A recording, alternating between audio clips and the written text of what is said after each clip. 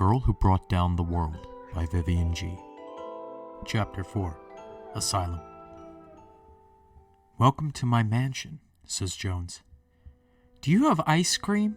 asks Kid. "Yes, plenty." "How can you afford all of this?" "I'm rich. I am a famous newspaper columnist. I've written many books with 5 of them selling over 1 million copies. I have to apologize for my half-brother's behavior." "No problems, if you're as rich as you say you are," Vivian smirked. "One more thing, Jones. How did Christopher become this way?" "Oh, you are in for a long story. It all began 30 years ago. My father took me from place to place, always having one-night stands with chicks and then just moving on his way. He was a musician, a fairly talented one who always let his ego get to him. One night, he met Christopher's mother. For some reason, he decided to have a change of heart and stay with her to raise Christopher. The day he was born was the day I was shut out of the family. They paid so much attention to him, perhaps for good reason. Christopher wasn't an ordinary child. He was slow in learning, yet quick to react. I remember he once told me about his dreams of being on some kid's show. He always said that their dreams were God-given. Religion never played too big a role in the family, but after Christopher's birth, religion began to strangle us. They wanted anything to make Christopher a better person. I watched him grow from a child to a teenager. He always tried to get a girlfriend, and he would fail miserably every time. At this point, my family barely acknowledged my existence. I decided to leave the family and hit it big. A few years later, I received an email from Christopher saying that my dad's dead. A few days later, his mom died too. I couldn't let him suffer a terrible life, so I bought him the house we had lived in. Ever since then, I haven't heard back until now." "Jesus," replied Vivian. "Yes, religion was a very key role. We would go to church every Sunday and we would listen. Christopher did not want to listen. He got us kicked out of 2 churches, and we finally settled on one that made Christopher stand still. It was a black church. They sure knew how to silence Christopher." "Jones, what about Christopher? Can't he still find us here?" asked Melanie. "Do not worry. I have installed some new security on the mansion grounds. He will never figure out how to get past them." "Well, here we are. Your new home." The doors of the mansion were opened, and inside was a large entrance filled with many doors. Everyone dispersed into their rooms, and they all came together for dinner. The family and Melanie finally felt safe. In the morning, Melanie and Miles went off to work while Jones went and began writing a new column about launching animals into space. "Well, we've moved again, huh, Kid? I like it here. He has ice cream," Kid enthusiastically replied. "Still, I can't quite shake the feeling that something is wrong." That night, an alarm sounded. "I have finally found the place of my sweethearts," yelled Christopher. Chris climbs the electrical fence. "For my future daughter, I must reach Melanie." Jones observes Christopher from inside the mansion. How the hell is he not feeling any pain? Christopher nearly reaches the door when Jones pulls out his final card. He sends out his sole female bodyguard outside. "I am glad I am getting paid tons for this," she thinks. She begins to strip for Christopher, revealing all of her body to him. Christopher is paralyzed. He has never seen an actual woman naked before. He falls down while attempting to reach out to her. "Well, sir, he's down. Where shall we take him?" asks the bodyguard. "Take him back to his house," he replies. "Brother," moans Christopher as he is being taken away. Jones contemplated on what had just occurred between him and his half-brother. The family blood is the sole connection between them and nothing more. He goes to sleep knowing the terrible news he will have to break in the morning. "Christopher tried to get me again?" Melanie exclaimed. "I'm afraid so, Melanie," Jones replied. "God, why can't he just leave me alone?" "Well, I'm guessing you're the only thing with any meaning in his life." "I can't believe I spent so much time with him." A week passes and the group adjusts to their new lives inside the mansion. They think to themselves that the worst has passed them. You're watching VNN, the most trusted name in news ever. The GOP has just announced of their candidate for this year's election. We turn to them live. It is our proud honor to choose Christopher Winfield Vega to run for the office this year. Attention, citizens of the United States. You should all know me by now, but if you don't, my name is Christopher Winfield Vega. Cheers erupt from the audience. If you elect me, I will make sure all terrorists die. More cheers erupt from the audience. The Democrats will go down. Even more cheers erupt from the audience. I will fix America. The TV shuts off. What in the hell just happened? Asked Melanie. Well, I've always voted independent, says Mimi. This can't be happening, says Jones. Why would the GOP pick this guy? Do they even know what they are doing? Thank God my half-brother isn't suitable to be president. The American people know better than to choose someone like him. Welcome to VNN, and it looks like the decision is final. Our new president will be Christopher Vega, leading with an electoral vote of 376 to 158, with Christopher having 60% of the popular vote. There is no way our child is going to survive in a world led by Christopher, shouts Melanie. I know, Mel. I can't believe it. Everything he did normally.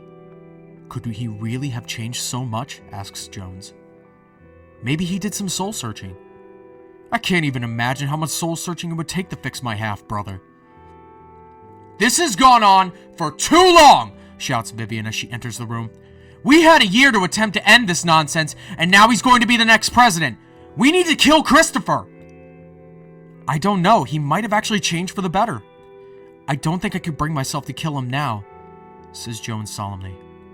Breaking news! This is VNN. Our current president has just died of a heart attack, and Christopher Vega is now being sworn in right now. Let's go to the inauguration, live. I do solemnly swear that I will faithfully execute the office of President of the United States and will, to the best of my ability, preserve, protect, and defend the Constitution of the United States, recites Christopher. Also, I would like to add, I will not protect homosexuals under the new Constitution I am writing. Wait, what just happened? Asks Jones. This can't be happening, mutters Melanie. Kid and her parents barge into the living room. Looks like we're moving to Canada, says Vivian. Come on, kid, let's pack, again. Impossible, gasps Mimi. This is not right, Miles looks away. This can't be. I have already chosen my vice president, and his name is Rapachoso. This is a picture of him, announces Christopher. Wait! That looks just like the main character from Master Monster Slaves and the main character from Hyper Magician Robots combined, Kid realizes. You're saying he combined two characters made for children and made up his own little character, and now he's going to use it as vice president, says Vivian. Just shoot me now. He doesn't even own the copyrights on those characters. How can he claim that this Rapachoso thing is legal? Asks Miles. Rapachoso is my original creation. Someone from the company who makes Master Monster Slaves tried to stop me, but I just told him it was a parody and so it's legal. He would not be quiet about it, how it is not a parody, so I shot him in the face, says Christopher as he is broadcast all around the world during his inauguration. I thought Christopher actually improved himself during the campaign and now he's reverted back to his insanity, Jones incredulously exclaims. The difference is that he no longer has a script, Miles points out. My God, Miles.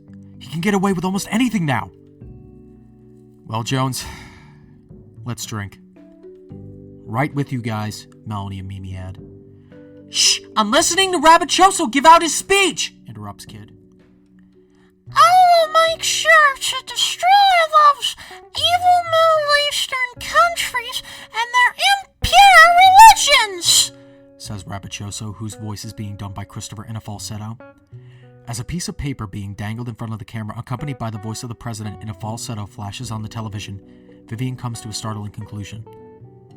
My God, the American people can't stop him. It's impossible to impeach a president now. We have no legal power over him, and he has all the power in the country now. We're screwed. We're utterly screwed. I'm still watching Rabicioso give out his speech, says Kid. Also, I would like to the capture of the Melanie alive. The winner will receive 500 Christopher Vega dollars or CVD, which can be used to buy official Rabicioso merchandise or positions of power, announces Rabicioso. What? Shouts Melanie. The following people must also be brought with Melanie dead. Their names are Kit, Vivian, Miles, Mimi, and Jones.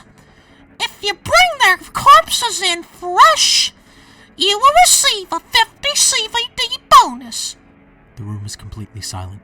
Jones slowly looks outside the window. He can see the security features already being taken down by a few people. There are people out there who are actually trying to kill us? I thought people were better than that! What has happened to humanity? Shrieks Mimi. Natural instinct towards power overwhelms any trace of humanity, mutters Miles. We need to get out of here, shouts Jones.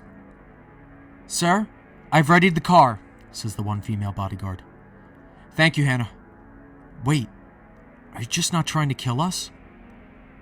Sir, I would never do that. However, your other bodyguards will. Hannah, will you come with us? No, sir. I will hold off all the other bodyguards while you escape. Now go! The group hurries towards the car. Jones begins the vehicle and drives as fast as he can out of the back driveway and onto the road. Hopefully the rest of America won't be able to identify us as easily, says Melanie. I just hope that when the time comes, our child will be healthy. I don't know what we're supposed to do now, Jones replies. I've never felt such emotions. I can't describe them. We need to kill Christopher, mutters Vivian. What's that? Asks Mimi. We need to kill Christopher. We must make sure his reign never comes to fruition. He is a monster that should have been put to rest a long time ago, Vivian angrily announces. I will have to agree with my angry daughter, replies Miles. We have nothing else going for us right now. We might as well. I have a feeling this is all of my fault. If I never got so close to him in the first place, maybe... Melanie begins to trail off. My first act as president will be to make today Rabicioso Day. Everyone must take the day off to appreciate my original creation and buy at least one piece of merchandise. Only official merchandise, not cheap knockoffs. For those who do not know about Rabicioso, he was born 20 years ago and is of legal age, and he is our current vice president. He has a girlfriend whom he actively has sexual relations with. Jones turns off the radio. Kid stares outside the window.